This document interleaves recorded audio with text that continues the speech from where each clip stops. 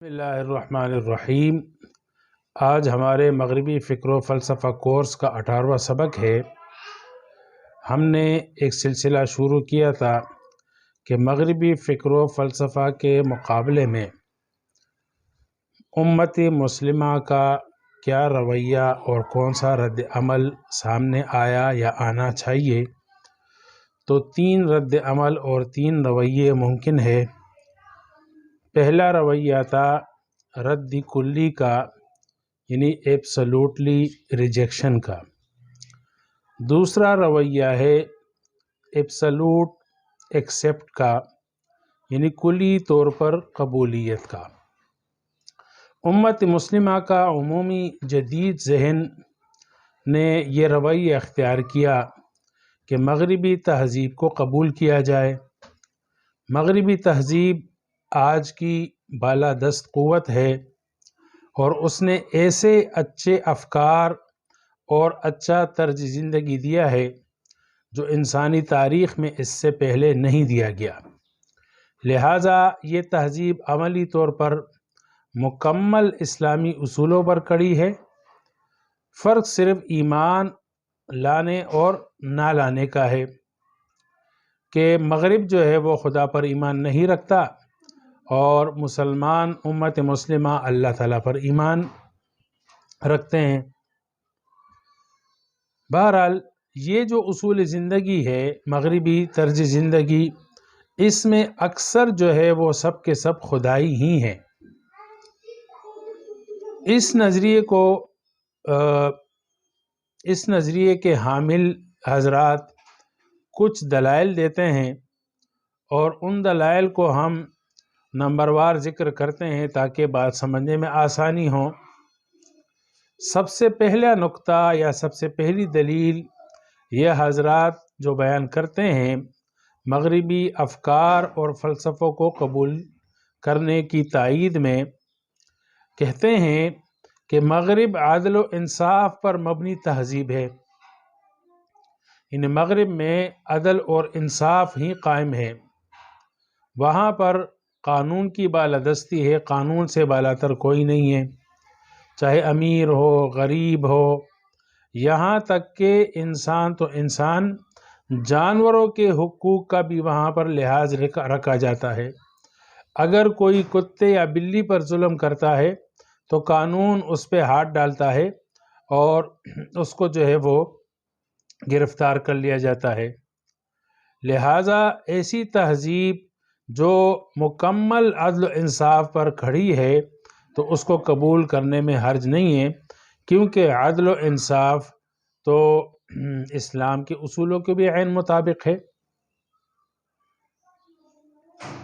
دوسری دلیل یا دوسرا نقطہ وہ جو بیان کرتے ہیں کہ مغربی تہذیب علم دوست تہذیب ہے، کہ مغربی تہذیب جو ہے اس نے علوم افکار ایجاد کیے، نئے نئے افکار، نئے نئے علوم ایجاد کیے اور علوم کا پہیہ جو ہے وہ آگے بڑھایا، اور آج تک جو علوم مغرب نے دنیا کو دیے ہیں کسی بھی دنیا کی تہذیب نے اتنے علوم نہیں دیے۔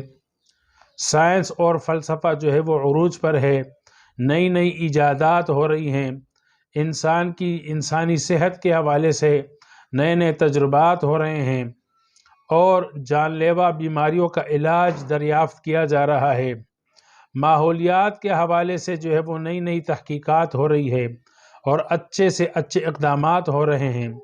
زمین کو مسخر کرنے کے بعد اب مغرب جو ہے وہ خلا کی تسخیر تک جو ہے وہ قدم بڑھانے لگا ہے۔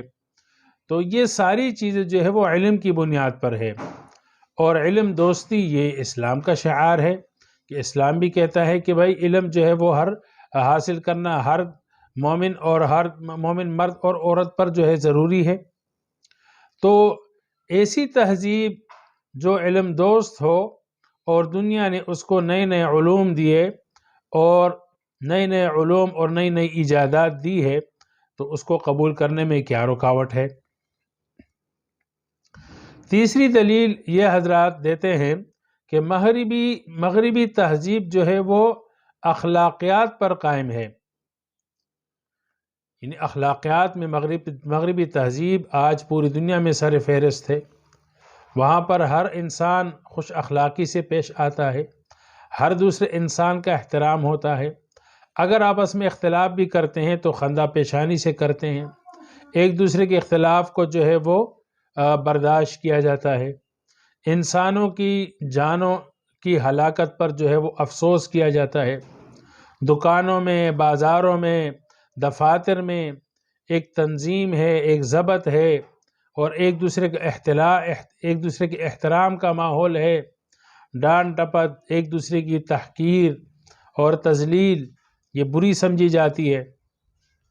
تو اخلاقی اقدار یہ تو اسلامی تعلیمات میں سے ایک اہم تعلیم ہے۔ تو جو تہذیب اخلاقی اقدار اور اخلاقی اصولوں پر قائم ہوں، وہاں پر اخلاق اعلیٰ معیار میں پائے جاتے ہوں، تو اس تہذیب کو اپنانے میں کیا حرج ہے۔ چوتھا جو نقطہ بیان کیا جاتا ہے یا چوتھی دلیل جو بیان کی جاتی ہے کہ مغرب نے عمومی طور پر یہ تاثر دیا جاتا ہے، بلکہ نعرہ لگایا جاتا ہے کہ مغرب نے جو ترقی کی ہے وہ دراصل اسلامی اصولوں کو اپنانے کی وجہ سے کی ہے۔ تو کیسے اصول؟ مثلا کاروبار میں دھوکہ نہ کرنا، ملاوٹ نہ کرنا، علم دوستی، اخلاقی اقدار، ایمانداری، دیانتداری، قانون کی پاسداری اور قانون کا یکساں جو ہے وہ لاگو ہونا، ملک و قوم کے ساتھ مخلص ہونا، اجتماعی معاملات میں قومی اور اجتماعی مفاد کو پیش نظر رکھنا، حکمرانوں کا کرپشن اور ظلم سے پاک ہونا، انفرادی اجتماعی صفائی پاکیزگی کا خیال رکھنا، یہ سارے اصول تو اسلامی اصول ہے، اسلام نے بتائے ہیں۔ تو مغرب نے یہ سارے اصول جو اسلام نے بتائے اپنا کر اپنی ترقی کر لی، لہذا ان کو صرف اور صرف جو ہے وہ کلمہ ایمان اور کلمہ توحید پڑھانے کی ضرورت ہے، باقی جو ان کی تہذیب ہے وہ عین اسلامی ہے۔ تو عین اسلامی اصولوں پر قائم ایک معاشرہ اور ایک تہذیب، اس کو اپنانے میں کیا حرج ہے؟ اب یہ چار طرح کے دلائل جو ہے وہ عمومی طور پر دیے جاتے ہیں، اور بھی دیے جاتے ہیں۔ ہم ان دلائل کا اور ان نکات کا جو ہے وہ تجزیہ کرتے ہیں کہ کیا یہ باتیں ان کی صحیح ہے یا نہیں۔ تو بہرحال اس حوالے سے ایک مختصر تجزیہ ہم یہ کر سکتے ہیں کہ یہ جو یعنی قبولیت کلی یعنی ٹوٹلی ایکسیپشن کا جو نظریہ ہے، یہ ان لوگوں نے کیوں اپنایا؟ دو وجہ سے۔ ایک تو مسلم دنیا سے اسلامی دنیا کی موجودہ صورتحال سے مایوسی ہے، ایک وجہ یہ ہے۔ دوسری وجہ وہ مغربی کی ظاہری ترقی سے مرعوبیت ہے۔ تو مسلم دنیا کی صورتحال سے مایوسی اور مغربی دنیا کی ترقی، ظاہری اور مادی ترقی سے مرعوبیت، ان دو چیزوں نے ان کو مغربی تہذیب اپنانے کا قائل کر دیا۔ جب وہ دیکھتے ہیں کہ مسلم معاشرے کی ظاہری زبوحالی ہیں اور مسلم معاشرے جو ہے وہ اخلاقی اور علمی پستی کا شکار ہیں، اور اس کے مقابلے میں جو ہے وہ مغربی معاشرے کو جب دیکھتے ہیں کہ وہاں پر ترقی ہے، علم دوستی ہے اور اخلاقی اقدار ہیں، احترام ہے انسانیت کا، یہاں تک کہ حیوانوں اور جانوروں کے حقوق کا بھی خیال رکھا جاتا ہے، تو یہ لوگ ان سے مرعوب ہو جاتے ہیں اور مسلم معاشروں سے مایوس ہو جاتے ہیں۔ اس میں بنیادی غلطی کیا ہے؟ بنیادی غلطی جو ہے ایک یہ کہ ترقی اور عروج کا جو مفہوم لیا گیا ہے وہ اسلام کا ترقی اور عروج کا مفہوم نہیں ہے، بلکہ اس میں جو معیار بنایا گیا وہ یہ کہ مغرب کی نظر میں جو ترقی ہے وہ اصل ہے۔ پہلے ہم جو ہے وہ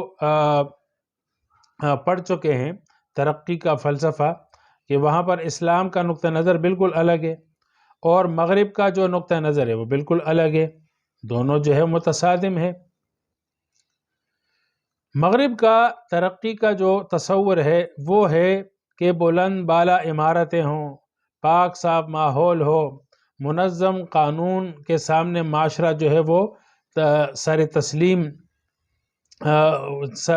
سر خم تسلیم ہو وغیرہ وغیرہ. تو یعنی مادی ترقی ہو، مادی خوشحالی ہو، اور انسانی خواہشات کا جو ایک پیمانہ ہے وہ اعلیٰ درجے کا ہو. تو یہ سارا جو ہے وہ مغربی ترقی کا مفہوم ہے.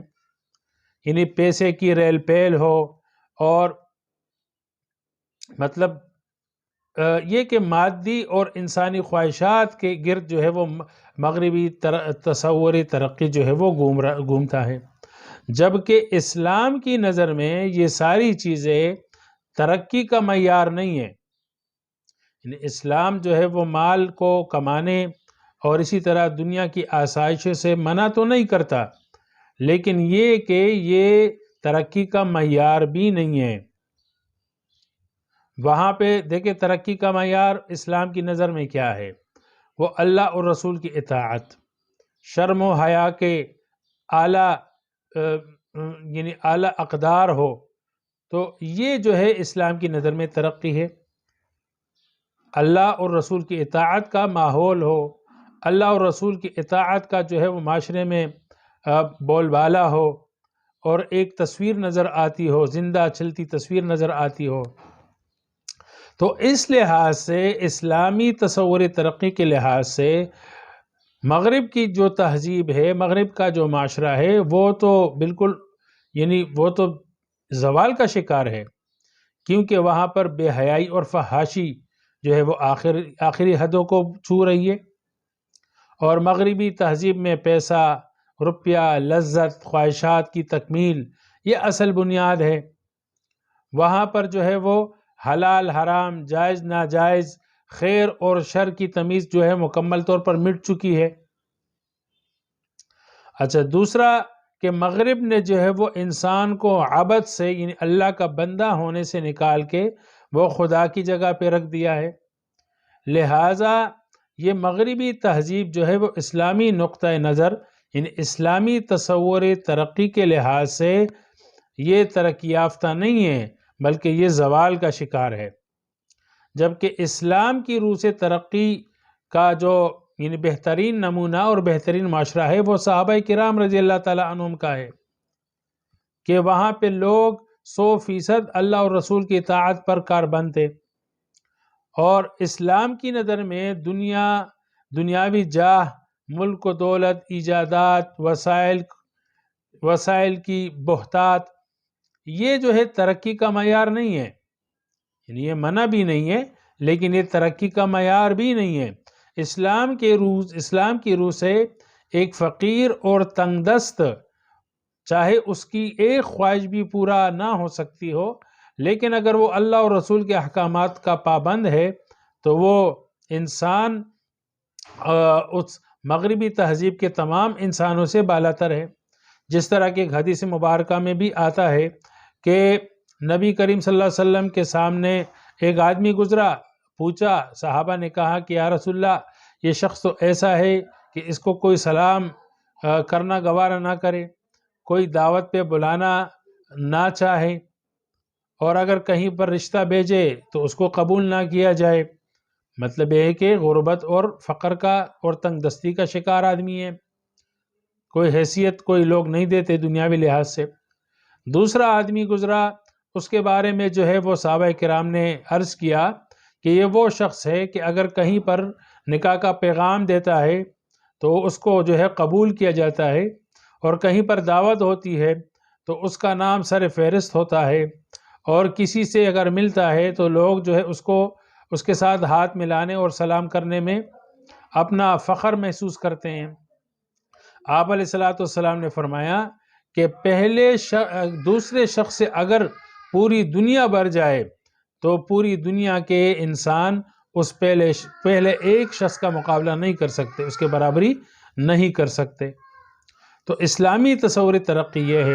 تو ان حضرات نے جو ہے وہ ترقی اور عروج کا جو پیمانہ قرار دیا وہ مغربی تصور ترقی کو قرار دیا. یہ پہلی غلط فہمی ہے. دوسری خامی ان لوگوں کے نقطہ نظر میں یہ ہے کہ مغرب کے جو ہے وہ روشن پہلوؤں کو تو واضح کیا، لیکن مغربی تہذیب کے تاریک پہلوؤں کو نظر انداز کیا گیا، اگنور کیا گیا۔ مثلا مغرب کے تاریک پہلو جو ہے وہ مغرب نے جو ہے مہلک ترین اور انسانوں کو صفحہ ہستی سے مٹا دینے والے ہتھیار جو ایجاد کیے اور پھر وہ استعمال بھی کیے، جاپان کے 2 شہروں کو جو ہے وہ صفحہ ہستی سے مٹایا۔ تیسری دنیا کے وسائل پر جو ہے وہ قبضہ کے لیے لاکھوں انسانوں کا قتل عام یہ مغرب نے کیا۔